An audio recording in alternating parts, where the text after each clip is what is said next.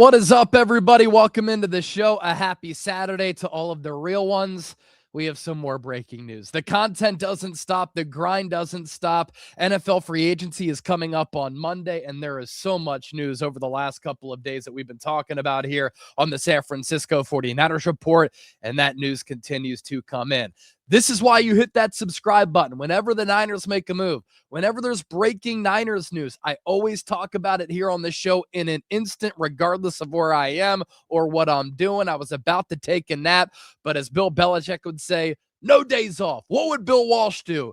He wouldn't stop the grind either. So let's talk about it here on the show. Before we get to that, I do have an exciting announcement for me personally in my career. Nothing is changing with the coverage that I give you here on the 49ers Report. I'm going to continue to talk about Sam, Fran, Cisco every single day year round with informative, insightful, entertaining, thought-provoking coverage that involves you, all of the legends who watch this show.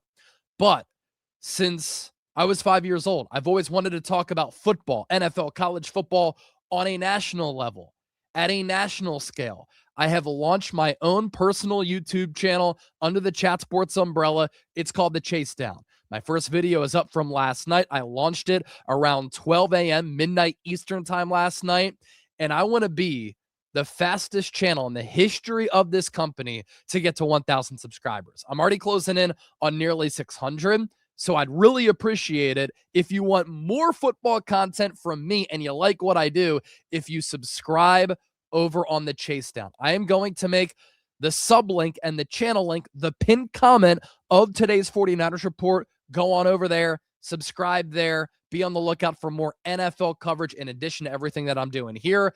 I greatly appreciate that. Big things in store. I'm just adding more to my plate. All right. Adam Schefter with some breaking news just moments ago. Kicker Eddy Pineiro and the Niners have reached agreement today on a 4-year, $17 million contract extension that includes $10 million in guaranteed money. Some thoughts here. Pineiro was so good for the Niners last year, especially after that Jake Moody disaster that he helped to save the season.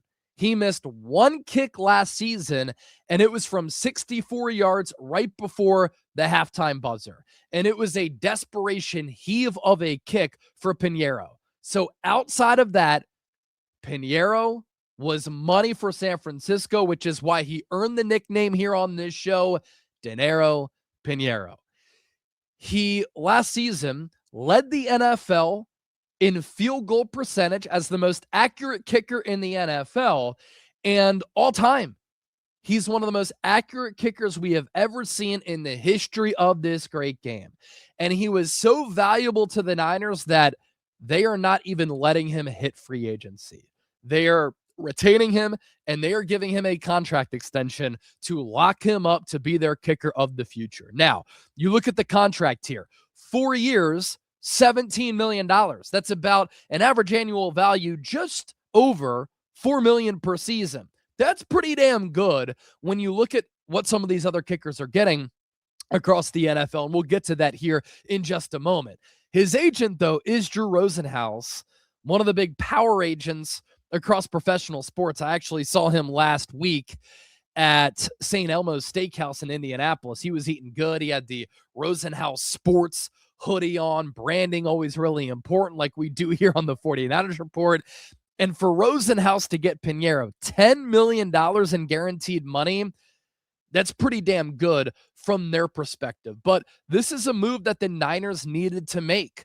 Pineiro was a big reason why the 49ers were able to really drastically improve their special teams unit from 2024, when they were one of the worst in the NFL, to 2025 under Bram Boyer, where they were in the top half of the league. And with the Niners offense being the Niners offense, always one of the more productive units across the NFL, with the defense, when they're healthy, being a really solid unit, all you need to do on special teams is kind of be in that middle range. And all year, I thought the Niners coverage-wise, punt coverage-wise, kick return coverage-wise, returning the football with Sky Moore, kicking the football with Eddy Pineiro, punting the ball for the most part with Thomas Morstead, they were pretty damn good.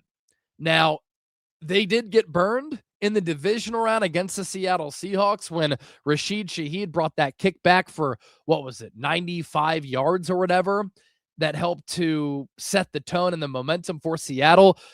But even if the Seahawks don't return that kick for a touchdown, I still think the Niners get waxed in that game.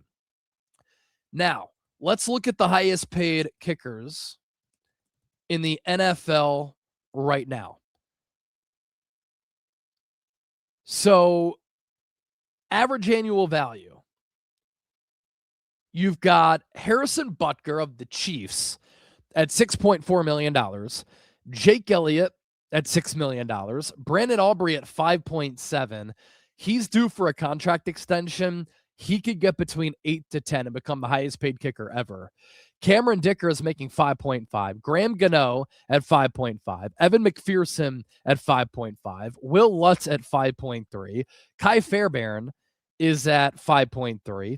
Jason Myers at 5.2. Brandon McManus at 5.1. Tyler Bass 5.1.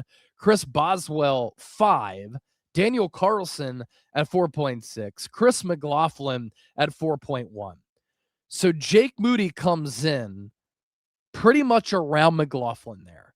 So that would be 1, 2, 3, 4, 5, 6, 7, 8, 9, 10, 11, 12, 13, 14. He's like the 15th or 14th highest paid kicker in the NFL. Yet he led the NFL in field goal percentage and all time. Let's look at his numbers there. NFL field goal percentage leaders.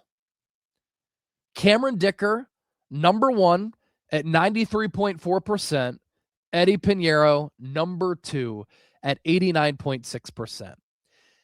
And Pineiro has been looked at as a kicker who doesn't have the strongest leg. I thought last year he displayed a really strong leg. He's got a really simple process to kicking the football where it kind of just swings that leg. It's a very straightforward approach. And he was money for San Francisco. I love the confidence and the swagger that he brought to this team. And I just think that when you can pinpoint a high-end kicker, it does wonders for your team. It changes momentum. It changes the scoreboard. It gives you an edge. Pineiro was a weapon for this team last year, and he can continue to be looked at as a weapon. Of course, with kickers, mentally, it's a very fickle position.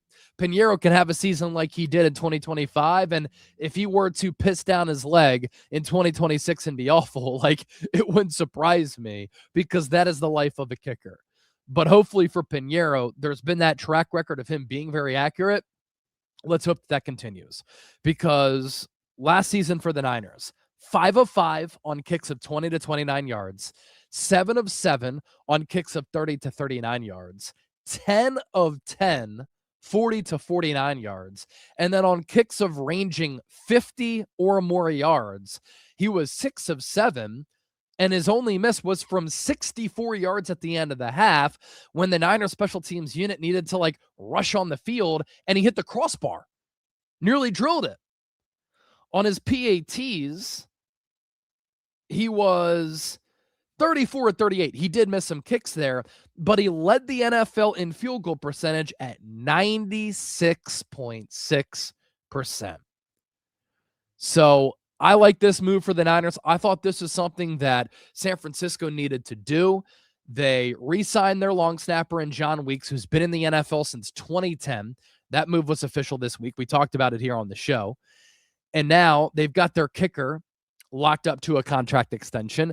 And we'll see what happens with Thomas Morstead. Thomas Morstead has been in the league for a minute. He's been in the league since 2009. John Weeks has been in the league since 2010. Thomas Morstead is 39, and actually, happy birthday, Thomas Morstead. Tomorrow is his birthday. He'll turn 40.